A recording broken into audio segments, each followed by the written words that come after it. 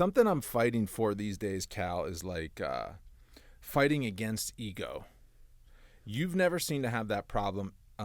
As a TV person, you always want to like tell the story and almost like inflate the importance of everything. Yep. And then like great athletes know that it's not about inflating the importance of anything. For sure. How did you get that? Because I've just come around on that the last couple of weeks where in my own personal life, I'm like, maybe I'm just trying to treat everything way too important. Like, yeah. I'm going to release this Instagram reel. It's going to be the best thing of all time. I'm going to get a workout in today. I really got to bring it. It's like, maybe you just do the work and just live in the present moment. And you're one of the guys that I thought of, especially when we kind of booked this interview of like us getting together. I'm like, Calvin is really good at that. You've always been really good at that. Do you know where that comes from? I mean, it's just that head down mentality for sure. But I mean, with the promoting side, you know, it's like our job. I promote on a local level, so it's like we build Combat Zone MMA. Let's shout it out. I was going to bring that up more. We'll talk more about your role as a promoter, but in terms of with that, so it's like, but on that, with that hat on, you know, it's our job, Dana's job to promote the fighters and make us, you know, we're the next best thing, and it's our job as a fighter to not buy into any of that bullshit. You know, it's like keep your head down mentality, put in the work. It's a promoter's job to hype you. It's the fighter's job to kind of just focus on putting in the work, and the sport has a easy way of humbling you every day in, day out. And if you're not getting humble, man, you're probably not working hard enough, you know. So there's plenty of the guys in your area that can humble you, and if not, shark bait your ass, humble your ass. It's like if you're not, you're just not reaching those levels to, you know, where the sport will kind of sit you on your ass. And I've experienced those highs, those lows, and you know, I try not to get too high with the highs, too low with the lows, and just put in the work. But just focus on the things I can control, man, and that's just like the process. What was the experience though that brought that? That's a tough thing to learn, or like it's not like a natural thing. No, I think that mostly I was, you know, people hate to hear it, but you know, we were privy to the Patriots over the last 2 decades. You know, head down mentality, putting in the work, and you know, they balanced it great. They were championship level teams, year in, year out, and they were always just on the next week, man. And we're on to Cincy, you know. It's like that's just always the mindset, you know. Work's not done, job's not done yet. And after a win, man, it's like it just slowly starts to diminish, and then you just got to go get the next one. It's like you can't even really celebrate the last one because you're always on to the next one. And it's kind of like, you know, it's important also kind of stop and appreciate, of course, along the way, the achievements, but I feel like you don't want to sit there and appreciate them too long, because then all of a sudden you're kind of missing the boat on the next one. Yeah. When you start celebrating, I'm not saying you, I'm saying when one starts celebrating or just thinking about things in the past, I found that like it starts dictating your personality.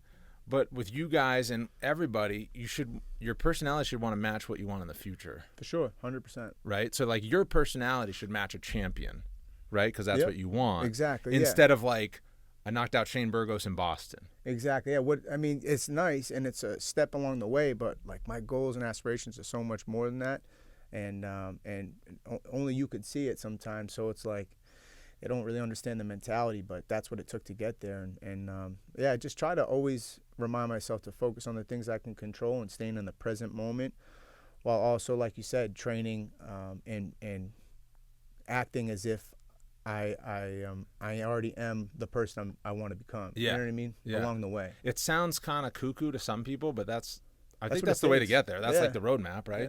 Well, it probably sounds cuckoo to most people because most people aren't like living like that and really day in, day out chasing their dreams, you know? So it's like that's what it takes in order to make the unrealistic realistic and possible. So like you said, nothing's guaranteed either. Right. So it's like, yeah, you might be sitting on your ass, but at the end of the day, you answered your questions. Like you can live with that, you know. If you're not, well, at least you put in the work and you found out. These people that don't know if they didn't put in the work, and they'll never find out. It's like that's where regret sinks in, and I don't want to be sitting with regret down the line. You know, the crazy thing too is though, there's plenty of things that you can do and work that you can put in, and success is guaranteed.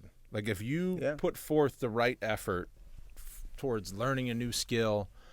You know, working out is always like the easiest thing. It's like there's no guesswork in that. There's guesswork in working out and putting in all the hard work, and then getting in a fight. You might win, you might lose. Yeah.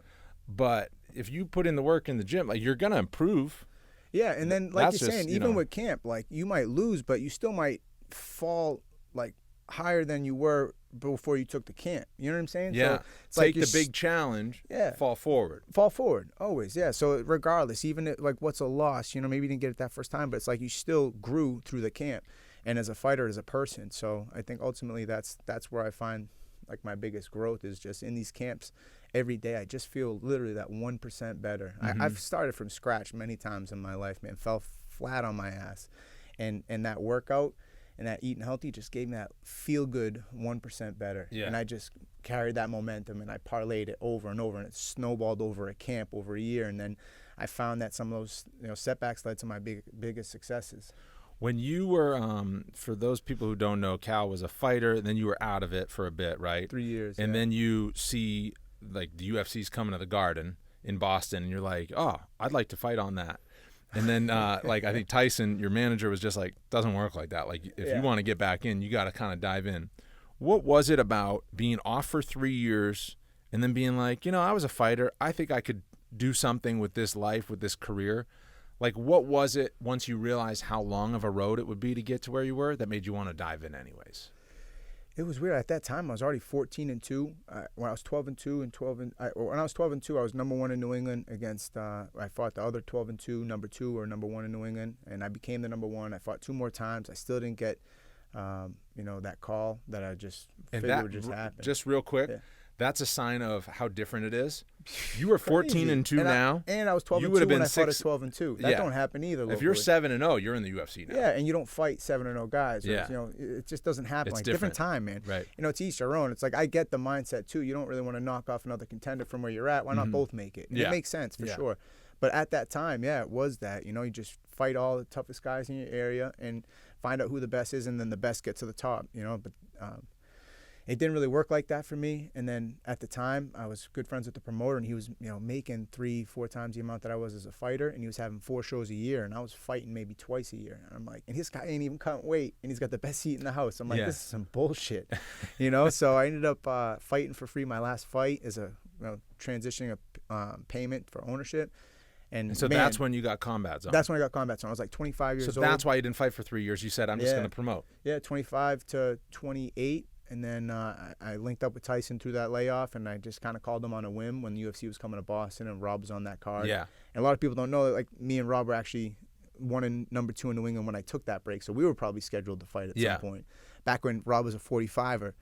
Yeah. I mean, he's still. That was always the thing. That's always the mythical matchup is who would have won. Yeah. Regional Calvin or regional Rob. And it's like now we get to fight every Saturday, though. Yeah. So I ain't mad at it either. Yeah. But I ended up hitting up Tyson on a whim, and then I put in 2 more local fights because it didn't work out to get on that TD Boston card for the UFC. And then I came back, man. It was crazy. Kind of needed Tyson to give me that little kick in the ass and announce that I signed with a manager, because I was only looking to do the UFC bucket list one. I wasn't really looking to fight local again. Yeah. But I was just like 1 and done, But I came back in, and I'm glad, man, because now I feel like I have a team around me that I can, confidently go against the best guys in the world and feel like I can come out on top. What are the habits that you do besides training that give you that that mental toughness? Yeah, I think it's all about discipline.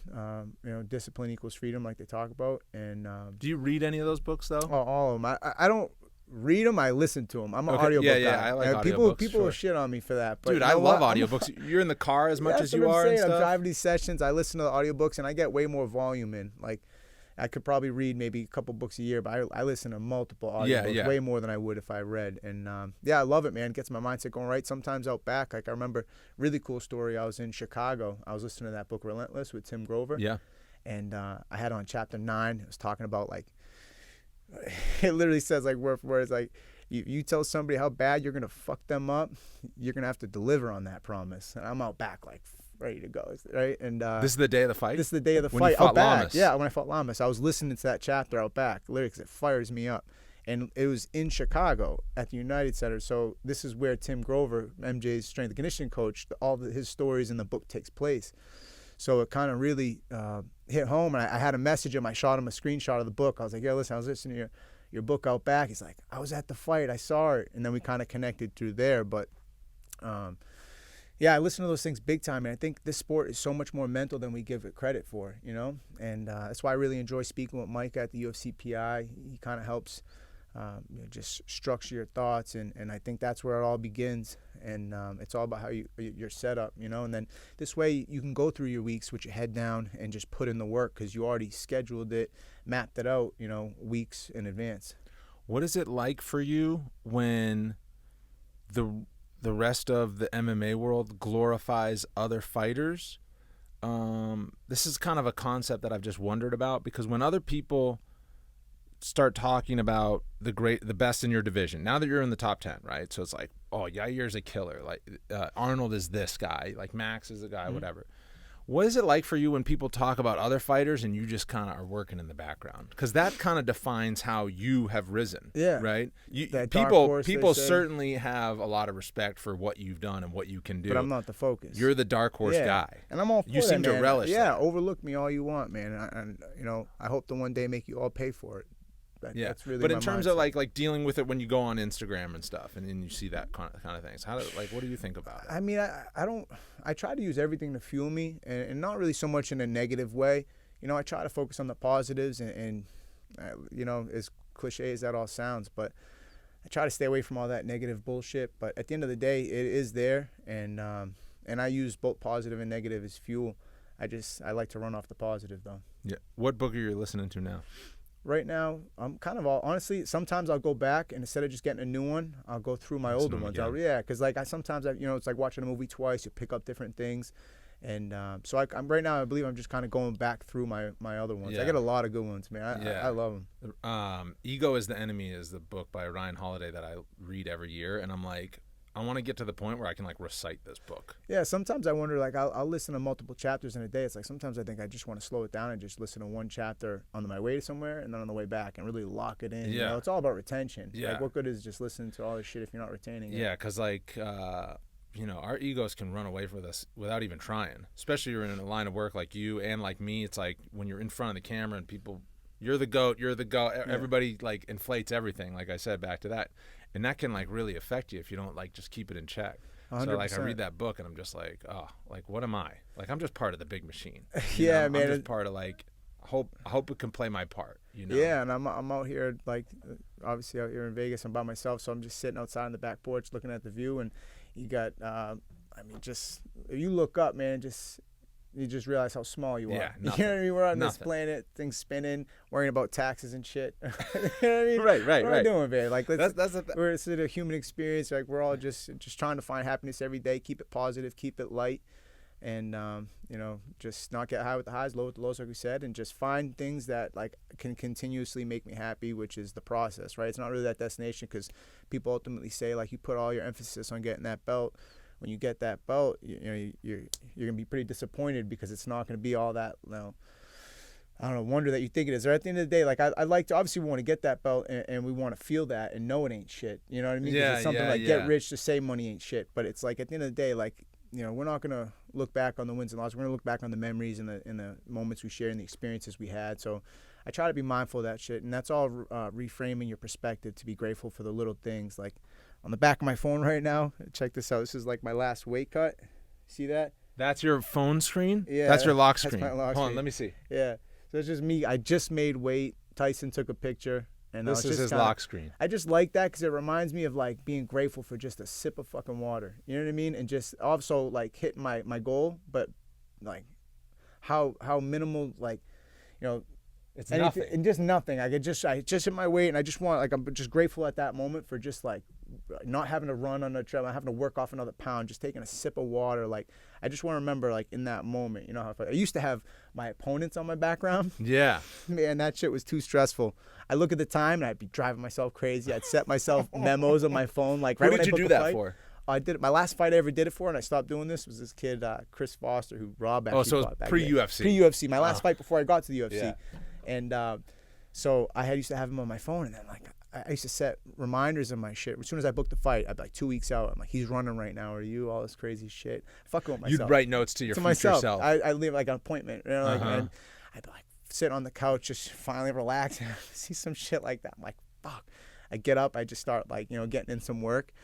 But then I'm man, this shit is just too stressful. I got to keep this shit light, positive. I don't need to, fuck with myself like that. So I changed ever since then. The career you're trying to build is that'll bring out the stress chemicals as it is. Yeah, too much stress. Maybe don't man. Remind yourself when you're watching a Red Sox game at 7:30. That's what I'm saying. So now I'm keeping a little lighter with me and just kind of refraining the perspective. But I always kind of mess with myself with little reminders. What was that fight? This was the last one. That was Arnold. Yeah. I actually tried changing it recently, but to something else. But what were you gonna change it to? I was gonna change it to this picture I got of a bumblebee, big fat bumblebee with these small ass wings, and it talks about how like this thing's not aerodynamically, it's not meant to fly. Yeah. Like NASA says like the way the wings are set up, the thing's too fat. It's like the bumblebee doesn't know that, so it fucking flies anyway. That's nice. I got just this big picture of a fucking bumblebee with these little ass wings. Yeah. Just reminds me, man, like fuck what people think's possible. Thanks for watching my YouTube channel. Full episodes of Fitz Nation are streaming on UFC Fight Pass. So much for fight fans to enjoy on Fight Pass. You can find the link in the description to sign up. And for those of you on the go, you can listen to Fitz Nation wherever you find podcasts.